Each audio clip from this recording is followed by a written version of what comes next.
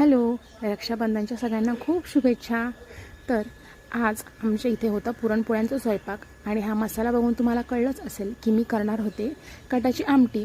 खूप झणझणीत अशी मस्त कटाची आमटी बनवते मी आणि माझ्या हातची आमटी सगळ्यांना आवडते घरामध्ये.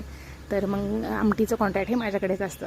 तर मस्त असा मसाला वाटून घेतला आणि पुरणपोळ्याची जी आमटी असते ती व्यवस्थित छान अशी तर्रीवाली बनवते मी. तर छान बनवून घेतली आमटी.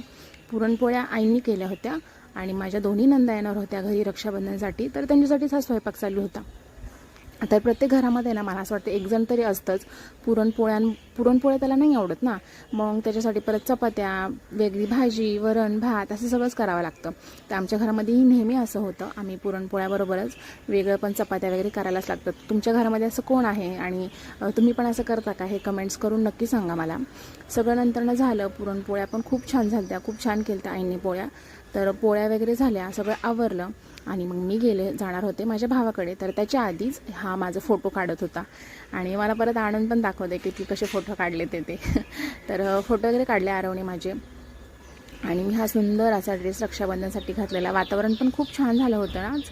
तर भावाकडे गेले, त्याला राखी बांधली. त्याची तब्येत थोडी ठीक नव्हती म्हणून त्याला काही व्हिडिओमध्ये नाही घेतलं मी. मग त्याला राखी बांधली आणि माझ्या भावाची जी बायको आहे ती माझ्या नवऱ्याची सख्खी मावस बहीण आहे. तर मग तिने पण त्याला राखी बांधली आणि तिने आरवलासुद्धा राखी बांधली. मग सगळ्यांनी गिफ्ट वगैरे दिले एकमेकांना. आरवने पण तिला पैसे दिले आणि त्याला पण चॉकलेट भेटले त्याच्या बदल्यात. मग अशी झाली आमची राखी पौर्णिमा सेलिब्रेशन. माझ्या भावाला थोडं बरं नव्हतं म्हणून सिम्पलच असं रक्षाबंधन आम्ही सेलिब्रेशन केलं. तर माझा व्हिडिओ जर आवडला असेल ना तर लाईक करायचं आहे, फॉलो करायचं आहे पेजला, यूट्यूब चॅनलला जाऊन सबस्क्राईब करायचं आहे. बायोमध्ये लिंक दिलेली आहे.